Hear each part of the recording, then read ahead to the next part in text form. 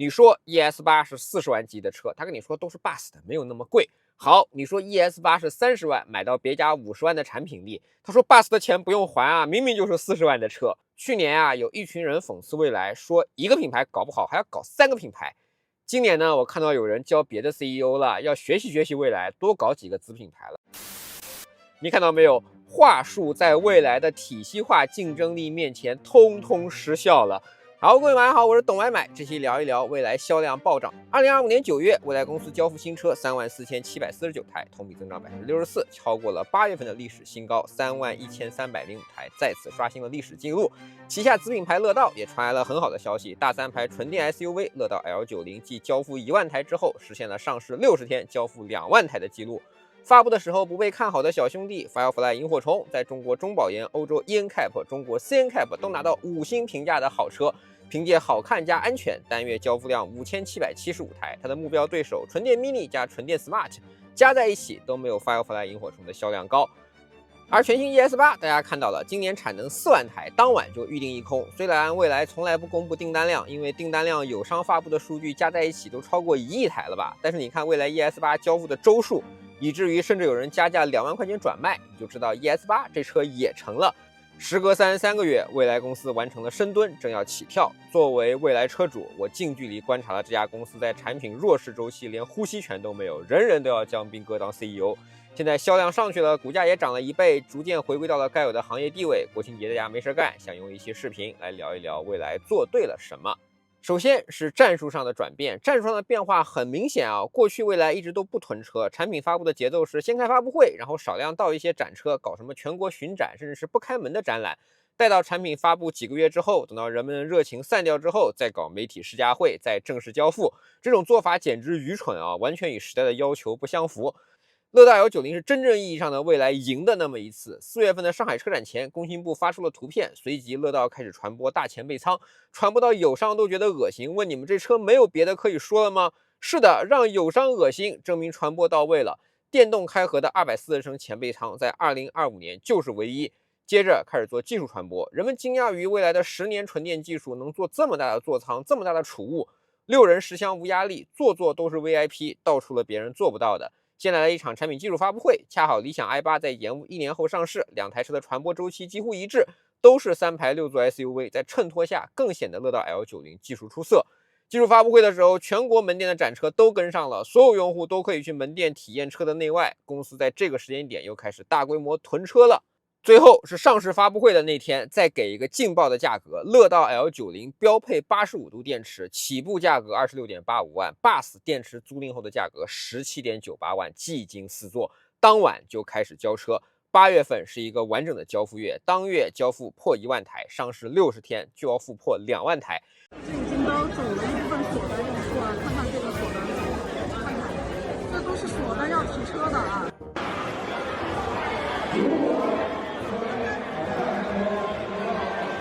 所以说呢，其实我们也刚刚看一下这些锁单的用户在这里排队领奖品，太猛了！无论是座椅的。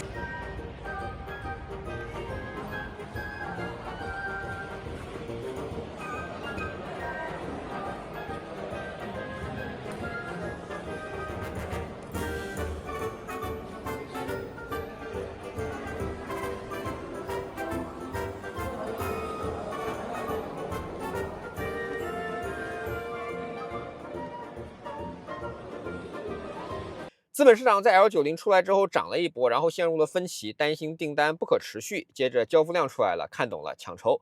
ES8 发布出来一样的逻辑啊，先涨为敬，然后未来增发，需要更多的现金囤车，需要更多的现金建换电站，跌了一点。1周之后呢，再次收复失地。乐道10月份的满产 L90 应该有 1.5万台，6座 Ultra 4驱，包含85度的电池，不到30万。7座的 Ultra 也是同价的，要什么大5座呢？ L90 后排2个座椅放倒不就是大5座吗？乐道好一好搞搞7座车，销量还是能涨的。同样 ES8 就把成功的经验再次复制一次，而且做得更加聪明了。发布会前几天 App 开放选配，大家看到哪些颜色需要花钱，哪些内饰需要花钱，有了选择的预期，工厂也知道怎么生产了。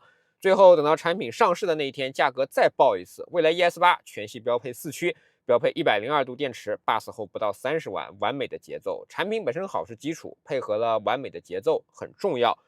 如果你要说还有什么可以改进的，就是今年 ES8，我觉得囤车是不够的。举个例子吧，40万一台车，不含税的话，价格应该在35万，1万台车公司囤一下就是35亿，这个对于现金流的要求还是很高的，而且呢，需要掌握大家的配置如何，生产大家需要的车，难度不小。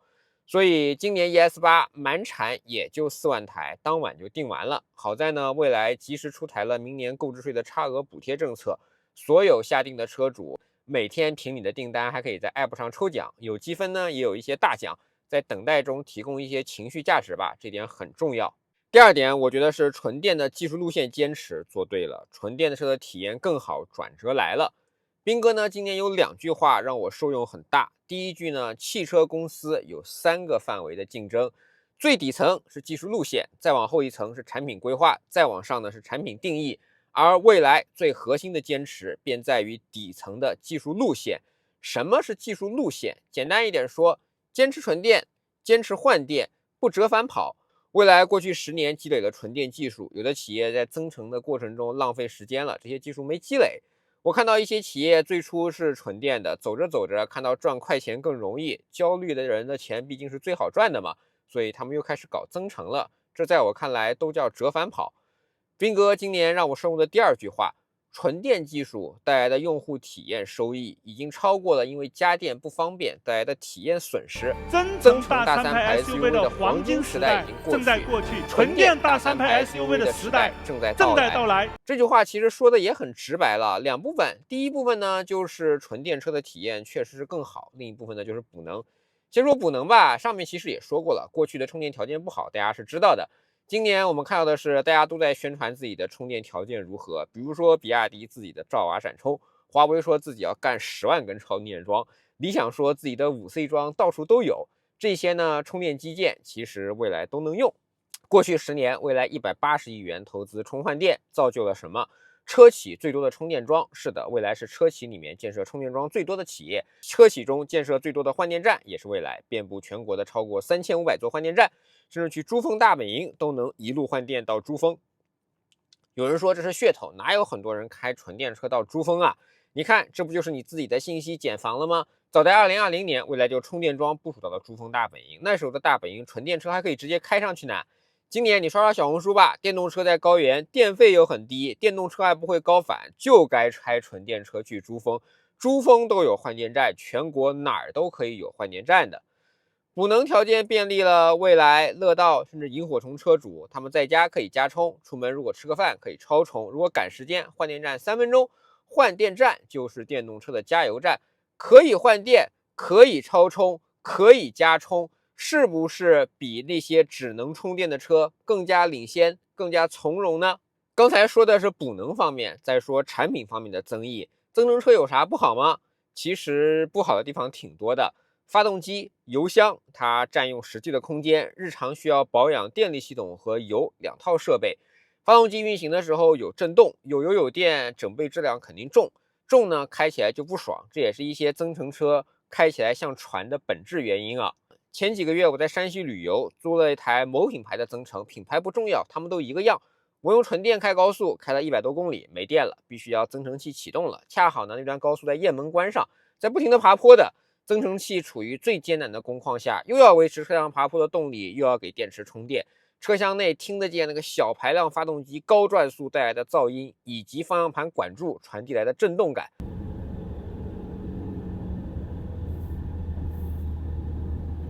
听到了吗？燃油发动机的轰鸣。我分享到网上，有增程的车主说我用法不对，长途就该烧油。那我在服务区看到增程车充电的人，他们是都不会用吗？我现在非常理解为什么增程车高速要充电，这都不是钱的问题。它一旦用电了之后，它车没噪音，你懂吧？所以他们就肯定频繁的充电啊，跟我也充啊。其实啊，人都是一样的，用油的时候成本高，大家习惯了加油费，不代表会一直加贵的油，对不对？增程车主没事干就充电，并且以1年1箱油为荣，还不是因为用电动力好、用电安静、用电成本低、用油动力差、用油有震动、用油价格还贵吗？这些呢其实都是小事儿，最糟糕的是增程，它一直背负着发动机、油箱，把车内宝贵的座舱空间就给占没有了。研发增程的车企，它仗着有油箱的优势，不需要研究如何高集成化，不研究如何跳过800伏，继而像蔚来这样用更高级的925伏。等到蔚来跟乐道都925伏的时候，他们傻眼了，自己呢还是800伏的技术呢。为啥乐道 L90 火了？因为 L90 有巨大的前备舱，高达240升，能放下2个20寸箱子的空间。车内因为不需要布置油箱，车厢底板是纯平的，没有门槛和台阶。车内的纵向高度是极高的，客户往车里一坐就知道这车实际上是比增程车的空间要大很多的。再一看动力素质，单电机340千瓦，双电机100千瓦加340千瓦，600匹的马力，这不妥妥燃油车 V12的动力了。又因为这车是925伏平台，限速又进一步降低了重量，加上未来10年研发的12项自研技术，车大省电，跑得还远。蔚来公司依靠10年的纯电技术积累，切切实实取得了降本的效果。比如说 ES8 上自研了 NX9031 神机芯片，5纳米啊，全球领先，最终还是省钱啊，比英伟达老黄说要多少钱，你不就得给吗？一台车省1万多块钱的成本。而行业别的友商，动力系统上不如蔚来，不如乐道。乐道一个后电机340千瓦，快赶上别人2个电机了。智能驾驶芯片，他们还在走英伟达，成本降不下来。别家技术不够，纯电车就不敢造大，因为车一造大，续航就尿崩。那怎么办呢？只能外形搞点什么低风阻造型啊，尽可能省电一点，充满了各种各样的向消费者解释，我这个造型是 SUV 而不是 MPV。这还没完呢，未来走得更远了，看不见的地方，比如底层系统 SkyOS 天书智能操作系统。底层系统不是你们看到的车机啊，那玩意叫皮肤，充其量说个叫个 UI。未来说的 SkyOS 是车辆硬件与软件协作的那一套系统，更加有效率。典型的代表作品，比如说未来的守卫模式，配合 eFuse 电子保险丝，一晚守卫不到1度电。未来乐道的守卫模式为什么这么省电？因为全站自研系统，只打开必要的设备。你别看就这么一小点啊，哨兵模式一晚上好几度电，一年好几千度电。保守算算，如果你未来开守卫模式，光守卫模式一年就能省2000块钱的电费。当然了，这种先进领先的东西，国家也会肯定的。CCTV 上了好几次。前几天第7届新能源汽车大会，蔚来整车全域操作系统被获评为全球新能源汽车创新技术。这个奖项啊，颁奖嘉宾是万主席，足见这个奖项的含金量。你要不知道万主席是谁，你去查一查吧。面对 ES8，蔚来乐道 L90 的强力竞争，蔚来别的产品也没有不管啊。8月底，蔚来全系车型标配了100度长续航电池了，价格保持不变，把各种优惠给它回收了。这有什么好处呢？以当红辣子鸡 ET5 为例，29.8万就能有740公里的续航。以前卖蔚来的时候 ，Fellow 要解释，我们虽然单次跑得远，但我们补能快。现在跑得又远，补能又快，有利于承担啊，别的企业也没法拿续航再做文章了。第3点，我觉得蔚来体系化竞争力尽显。蔚来一直说自己具备所谓体系化优势，这个在销量不好的时候，甚至成了被嘲笑的一个名词啊。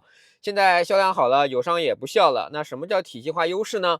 还是以乐道 L90 来举例吧。产品定义上，乐道用85度电池，可以用寿命更长的3元锂电池，会更贵，但是更好啊，因为蔚来是换电的车型，蔚来公司天然就有动力让电池包长寿命，对不对？别的品牌、别的公司的目标其实是达到国家质保的8年即可，别人为了竞争力大，只能在同尺寸的车型上上磷酸铁锂电池。磷酸铁锂电池有什么不好呢？简单来说就是重。因为等效 40C 换电体系的存在，乐道的电池充电只需要3C 多一点，峰值250千瓦的功率就好了。因为真实世界的充电桩很难跑满速度，一般能有个200千瓦以上的充电速度，其实就是充电极快了。再加上节假日的充电桩分流，那些宣传5C 的品牌也没办法保证每个桩都是5C 的，所以乐道车主在充电的时候85度充电感受是极快的。外加遍布全国能到珠峰的44C 换电站，实际补能感受比别人可能快了10到20倍哦。又因为乐道不需要给5C 电池堆砌散热，所以乐道的电池包很薄，116毫米，比很多5C 的电池包是要薄的哦。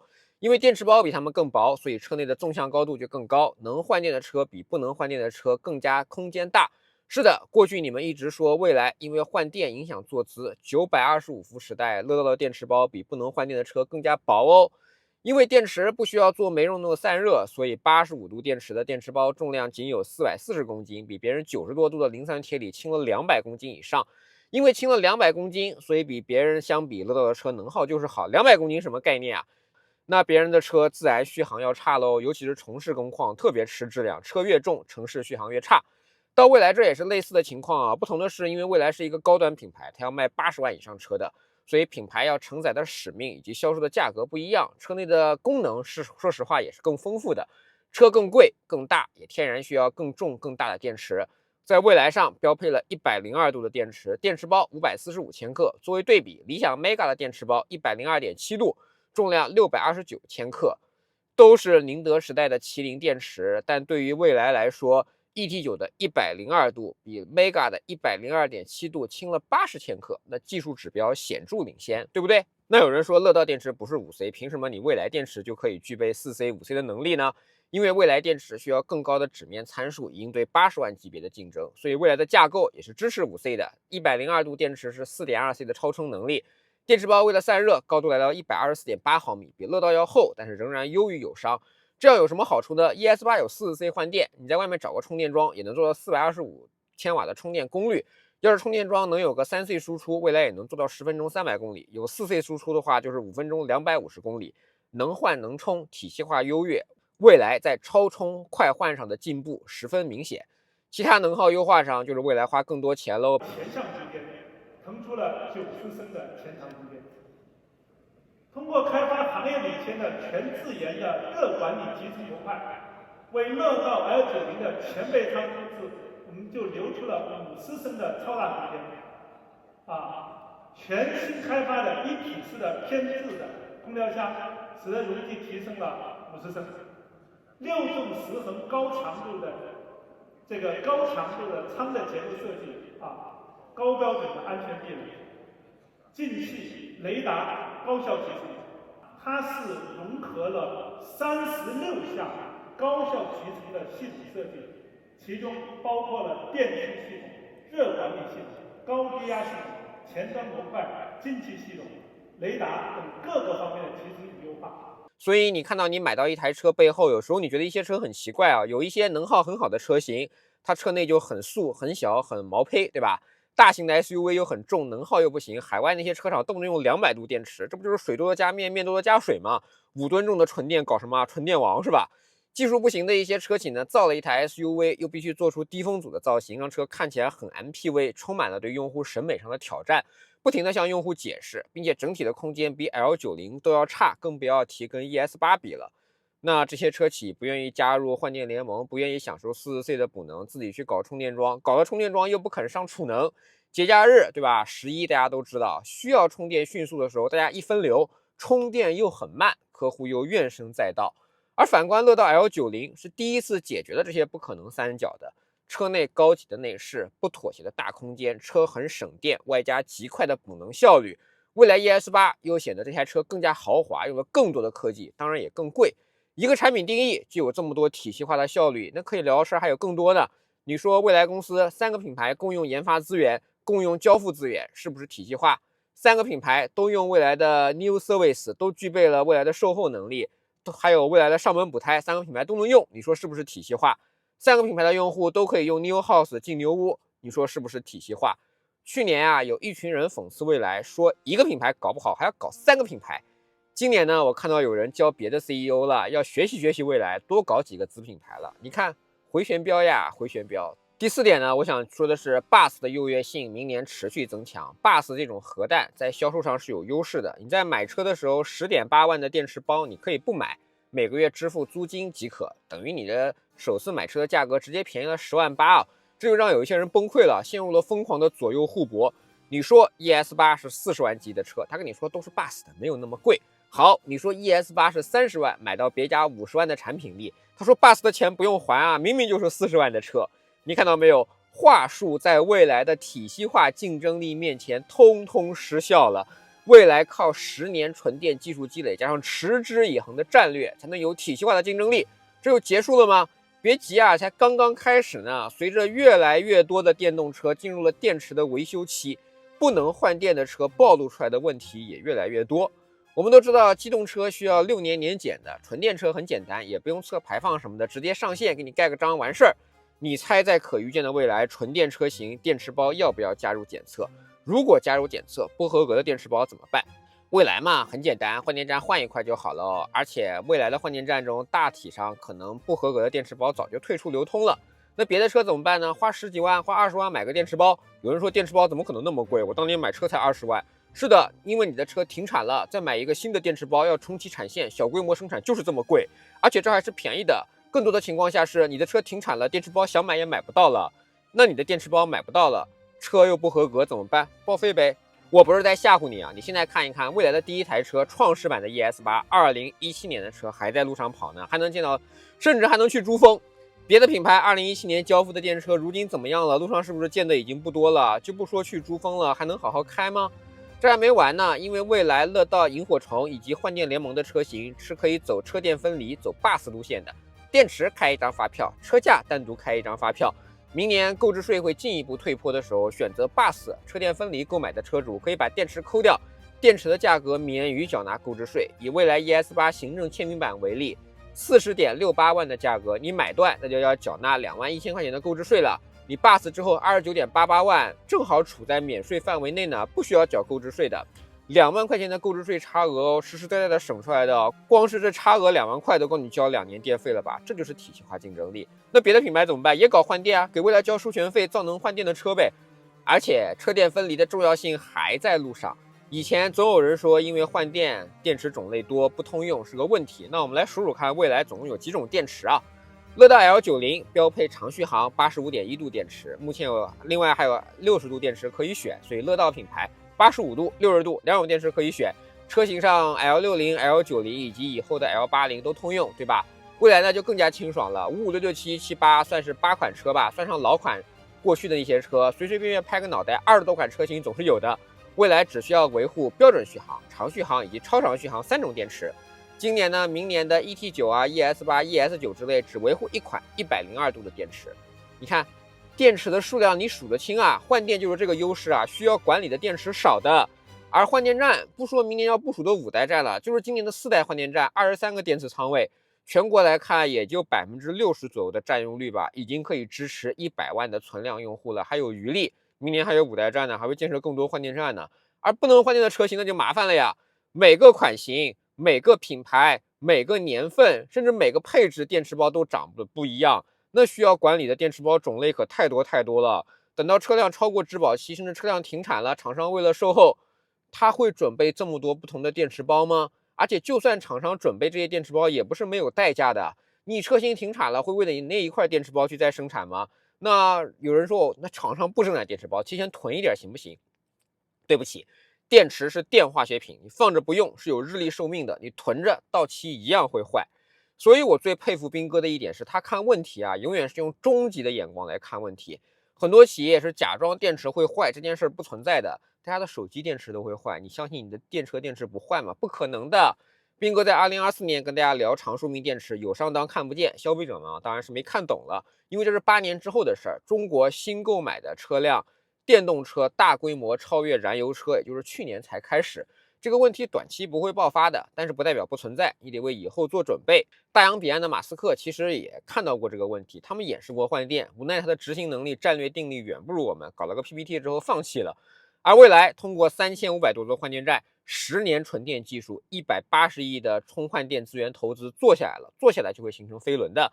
今天我们已经能看到一些车企跟车主掰扯，什么电池损耗永远都是75%，因为如果损耗超过了75%，就要给你换电池了。但是你怎么检测都是75%以上，是不是？那你怎么办呢？你也没办法。而未来的说的长寿命电池，15年85%换电就等于事实上的电池终身质保呀？怎么做到的？首先在生产上，未来有动力为每块电池多花几百上千块钱，用更好的材料做到更好的长寿命，对不对？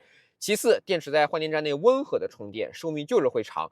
换电站在运营的过程中，对于电池的寿命会进行均衡的调配，未来就可以做到15年85%。这些底层的区别啊，是 BaaS 是车电分离才能做的。随着时间的流逝，未来车主、未来这家公司因为车电分离所带来的优势会越来越大。回望整个2025年挺刺激的，1月份未来还在为2万台销量挣扎，还在被喊倒闭，等到年底12月份的时候，已经在看月销5万台了，公司已经在为第4季度盈利做准备了。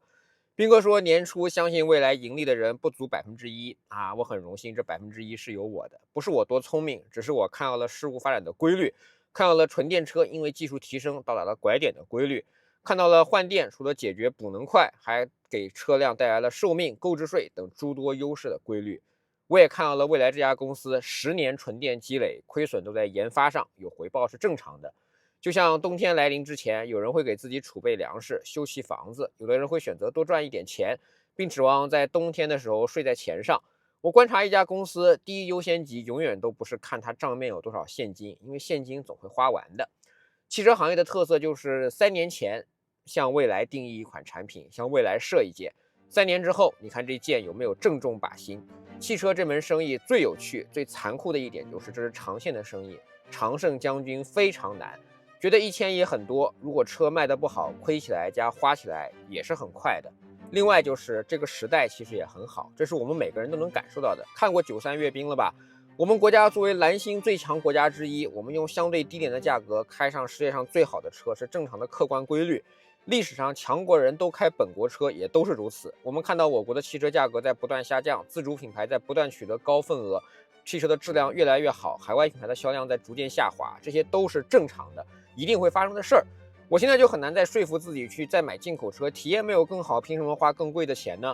中国电车产品又好，技术又领先。是的，这不是蔚来一家的功劳，是整个中国汽车工业换道先跑、遥遥领先的功劳。什么程度呢？欧美的一些国家说我们不玩了，什么碳达峰、碳中和，他们不管了，就是要减慢纯电车的普及速度，再吸几口燃油车。